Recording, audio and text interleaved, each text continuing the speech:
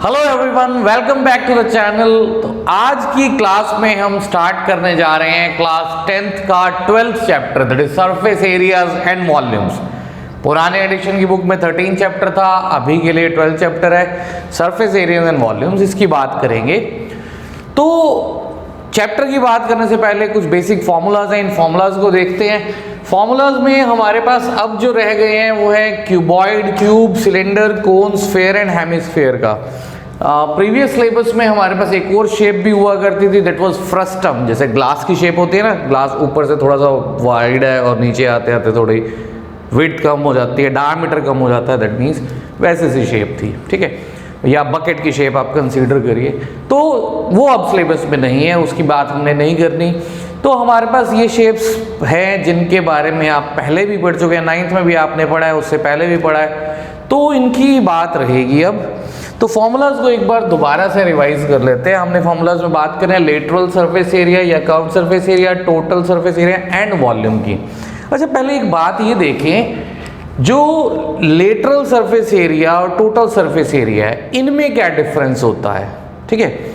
तो लेटरल और total surface area में डिफरेंस को अगर हम देखें, हमारे पास कोई भी शेप है, से ये क्यूबॉइड है, अगर हमें क्यूबॉइड की सिर्फ जो साइड्स हैं, जैसे आप रूम में बैठे हैं, आप रूम में अपने अराउंड देखिए, वॉल है, 4 वॉल्स हैं आपके अराउंड, अगर आपको उन 4 वॉल्स का सिर्फ एरिया चाहिए तो वो होगा उसका lateral surface area.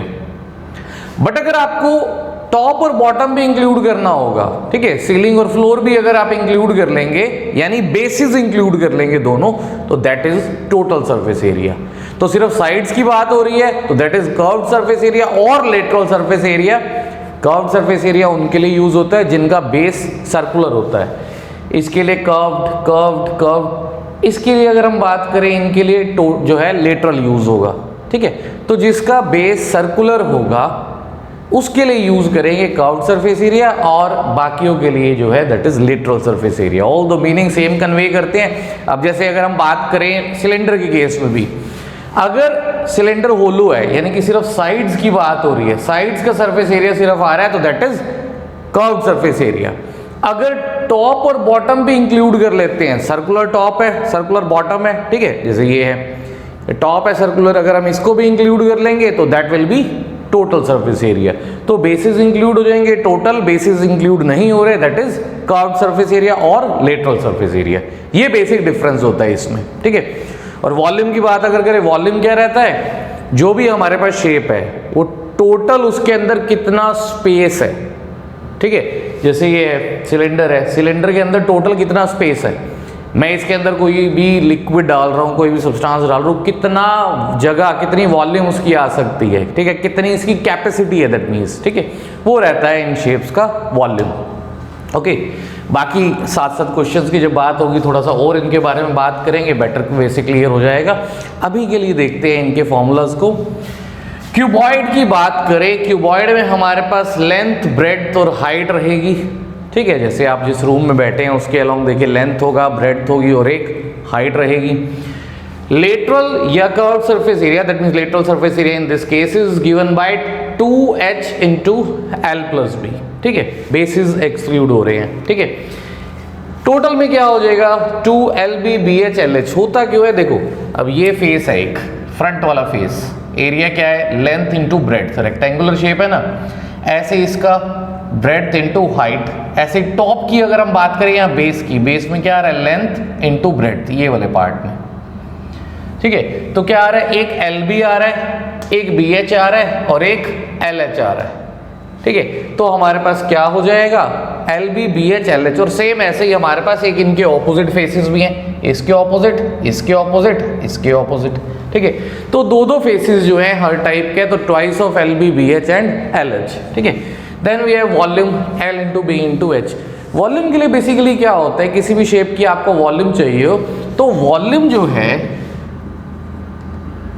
That is equal to base area multiplied by height. In general अगर हम कहें, वॉल्यूम किसी भी शेप का क्या होता है, उसके बेस का एरिया मल्टीप्लाइड बाय हाइट, वो हो जाता है वॉल्यूम।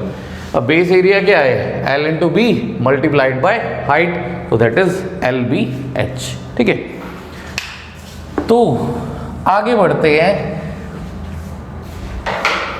क्यूब है क्या, एक ऐसा क्यूबॉइड है जिसकी लेंथ ब्रेड्थ और हाइट सेम है, that is cube.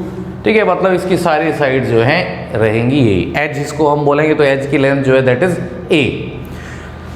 Lateral surface area 4A², 4 sides है, 4 स्क्वायर शेप्ड साइड्स है, तो इन चारों साइड्स का क्या हो जाएगा this is 4A²।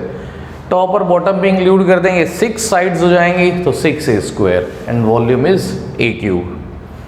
Cylinder curved surface area is given by 2πRh। ठीक है, एग्जैक्टली कैसे कैसे इन सब फॉर्मूलाज की बात आई आगे देखेंगे, आगे चल के एक इस वीडियो इसके लिए अलग से डेडिकेटेड बना देंगे। 2πRh, टोटल सरफेस एरिया में बेसिस भी इंक्लूड हो जाएंगे, तो 2πRh और ये πr², 2πr²। देखो अगर ब्रैकेट ओपन करिए, मल्टीप्लाई करेंगे हम into 2πr into r, 2πr², तो 2πRh तो हो गया कर्व्ड सरफेस एरिया, और 2πr² क्या आया, टॉप और बॉटम का बेसिस का, 2 सर्कुलर बेसिस थे उनका इंक्लूड हो गया। सिमिलर वे में वॉल्यूम इज πr²h। ठीक है, base area πr² into h। Okay, then coming to cone के केस में हाइट रहेगी, रेडियस होगा और साथ रहेगा स्लांट हाइट। ठीक है, curved surface area πrl, total surface area में क्या होगा, πrl के साथ बेस भी इंक्लूड हो जाएगा, तो πrl प्लस πr²। ठीक है, then volume is 1/3 of the volume of a cylinder, that is 1/3 πr²h। Sphere की अगर बात करें, स्फेयर है लाइक बॉल, सर्कल नहीं, 3 डायमेंशंस में बॉल है जैसे। Surface area 4πr², curved surface area, और इसका टोटल सरफेस एरिया भी सेम रहता है 4πr², बिकॉज स्फेयर में कोई बेस नहीं होता। ठीक है, बॉल है, बॉल का कोई बेस तो है नहीं। ठीक है, इसलिए बेस का एरिया की इसमें बात नहीं होती, तो वही टोटल है, वही कर्व्ड है। Fine, and the volume is 4/3 πr³। Hemisphere की बात करिए, अब हेमिस्फेयर क्या है, हाफ है स्फेयर का, तो लेटरल सरफेस एरिया में मतलब कर्व्ड सरफेस एरिया में तो क्या हो जाएगा, हाफ हो जाएगा, 4πr² का हाफ हो गया 2πr², बट इसका बेस भी आ गया। अब टॉप पे हमारे पास ये सर्कुलर रीजन आ गया, ये इसका बेस हो गया, तो टोटल में क्या हो जाएगा, 2πr² तो कर्व्ड था, साथ में एक सर्कल का एरिया और ऐड हो जाएगा, that is πr², so total becomes 3πr², और वॉल्यूम हो जाएगा स्फेयर का हाफ, स्फेयर के वॉल्यूम का हाफ 4/3 πr³ था, तो क्या हो गया 2/3 πr³। ठीक है, ये तो हो गए बेसिक फॉर्मूलाज। अच्छा, यहाँ एक स्लांट हाइट की बात रह गई। स्लांट हाइट आती कहाँ से है, ये बेसिकली एक राइट एंगल ट्राइंगल है, पाइथागोरस लगाएंगे तो क्या होगा, L² is equal to R² plus H²।